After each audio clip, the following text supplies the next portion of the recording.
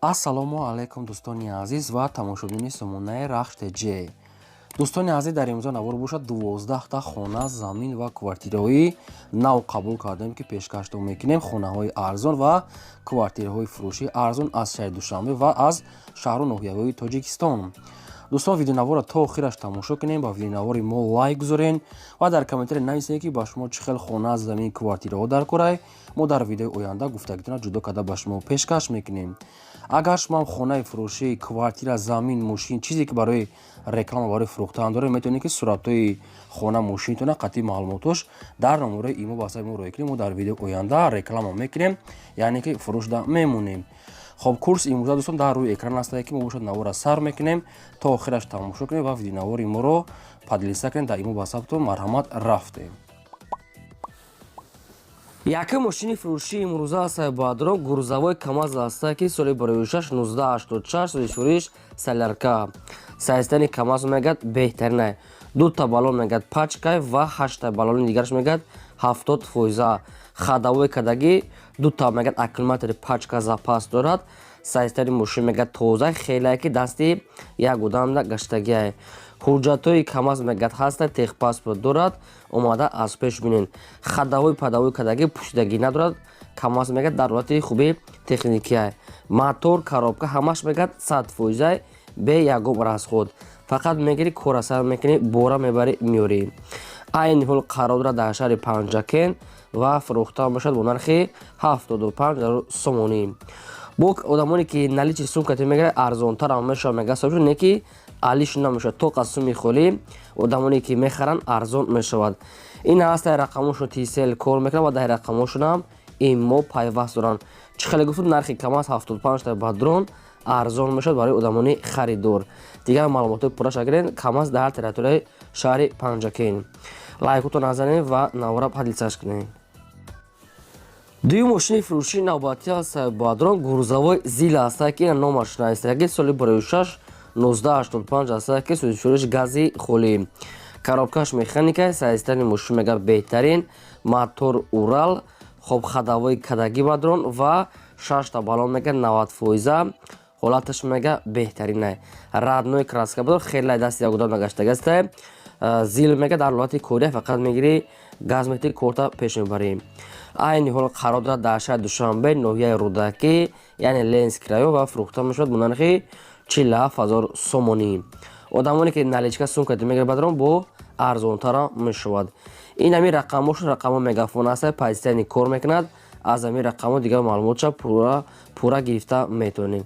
47 бо арзонам мешавад дар территорияи Душанбе. марҳамат, занг занед, мошинчаи хуб барои бор овардан, яъне ки айни кори ҳамин ҳастад ки бизнеси тайёр аст. баъдо мошина мегирӣ, фақат мисол хокай, қумай, сангай чизе ки мекашед. марҳамат, ҳатман занг занед. дӯстони азиз, шумо дам агарам хали мошинои боркаш, хона, замин, квартира ягон чи барои фурӯхтан, барои реклама кардан бошад, марҳамат, сурат ва маълумотро роя кунед. дар видеои оянда фурӯшта мегузорем. лайкотона фаромӯш накунед гузорем ва силкаи навора дар WhatsApp, имо, Telegram, Facebook чизе дорем, падлисаш кунед. мегзарем дӯстони азиз ба қисми мошинои фурӯшии майда. сеюм мошини фурӯшии майда ҳастае ки Toyota Camry ҳастае ки соли 2006 2008 сол бензин, газ ҳардаш кор мекунад. моторш мегӯяд 2.4 литре, коробкаш автомате. сайзтани мошин мегӯяд беҳтарин. мошин 4 диска, 4 баллонои қариб ки нав, кондитсионер, хоб, хадавои кадагӣ, электропакет, раднои краска. опшн мошинча мегӯяд 100% камбудиша нагуфтиянд. айни ҳол қарор дар шаҳри Душанбе дар пойтахт ва фурӯхта мешавад бо нархи 90000 сомонӣ. камтари дигар мегӯяд арзон мекунад, бисёри бад не, камтар муомила дорад. ин ҳамин рақамҳои тиселшон ҳастае кор мекунад. кадоми шумо агар наличӣ мехарен, аз ҳамин рақамҳо дигар маълумоти пурраша метавонед гирем. дӯстони азиз, ба шумо чӣ хеле ки мошине ки лозим бошад дар комментаре нависед кадом марка. мо гуфтагиҳои шуморо аз одамони фурӯшандаҳо ҷудо карда пешкаштон мекунем. шумо ҳам дастгиритона фаромӯш накунед, лайктона дар видеои мо гузоред ва имконият бошад навора полни худ падлисаш кунед. чорум мошини фурӯшии навбатӣ ҳастаи баъдро Daewoo Nexi ҳастае ки светои сурх, олучагӣ, соли 2006 1996 ҳастае ки бензин, газ ҳардаш кор мекунад. мотор парастояги 6 литре, коробкаш механика, саистани мошин находой бадрон, 4 баллонҳои ҳолатҳои средни дар ҳолати кори бадрон, 4 электропакет, радной краска, салоншам тоза, нашуд хадовой ҳуҷҷат задаги пуштаги ягон маълумот нагуфтиянд. кадом метавон ки мехарен хай бо ба шумо мумкин мефаҳмонанд. ин мошин дар территорияи душанбе қарор дорад ва фурӯхта мешавад бо нархи 10,000 сомонӣ. ба фикри ман нагуфтиянд хай арзон мекана мека, ин наша кадоме ки харидори аниқ бошад метавона занг зана. фақат барои одамони харидор то қасуми холӣ алиш палиш нагуфтам ва камбудишам гуфтагӣ нестай. дӯстони азизе ки мехаранд марамат аз шумоми рақамо маълумотша гиранд. панҷум мошини фурӯшии навбатӣ ҳастаи бадрон ҳастаи ВАЗ 21014 ҳастаи ки соли барои 6 2009 солае ки судишвориш тоқа бензини холӣ. мотор 1.6 литр, коробка механика, саистани мошин мегад нахаду. мошин 1 сола ҳуҷҷат дорад, салон тоза, баллон ҳолати кори дастай, радной краска, мошинча бадрон нахадвай. айни ҳол дар территорияи душанбе қарор дорад ва фурӯхта мешавад бо нархи 25000 сомонӣ. вариантҳои алиши ҳам ҳаста мегӯяд ягон мошини Opel Kadett алиш мекунем, вариантҳои худтона пешниҳод кунед. фақат Opel Kadett мегӯяд дигар вариантоша нагуфтед. дӯстони азиз, хай Opel хетчбека, Sedan, Vectra пешниҳод кунед. дӯстони азиз, алиш ҳам мешидаед. кадоме ки сумката мегирад 25 та бадрон, хай бо хатишон муомила кунед. ин мошинам дар территорияи Душанбе пойтахт қарор дорад. рақамошон мегафон марамат занг занед. дӯстони азиз, бозам агар такрорша узри зиёд мехоҳем ки мисол барои реклама кардани мо бояд мо такрор кунем ки шутоби одамони реклама мекардагиҳо фаҳманд ва рӯй кунанд. мошини фурӯшӣ бошад, хона, замин, квартира, чизе ки барои реклама кардан бошад, марамат сурат маълумот шуда ки мо инамехе барои одамони харидор инамехе реклама мекунем. лайкора фаромӯш накунед дӯстони азиз ва навбара подписааш кунед. шашум мошини фурӯшии навбатӣ ҳастаи бадрон Opel Astra F ки дар кузофи Sedan соли барои 6 1994 ҳастае ки бензин газ сардош кор мекунад. мотор мега 1.8 литр, коробка механика, ҳолати мошин мегад беҳтарин. мотори мошина мегад гап нест, мегад звера, мегад беҳтарин ҳолатай ба туруш ва дута электропакет айробаг не ки қафош мегад як тарафаш мегад якҷош вари дорад, дига ҳама ҷош мегад 100% шутоби камбуди мошина, яъне пешакӣ гуфтеся вари дора мегад ки 100% ягон проблема намекунад. хоб обшивкош мегад овоз надорад, мошинча мегад 100%. айни ҳол дар территорияи Душанбеда қарор дорад.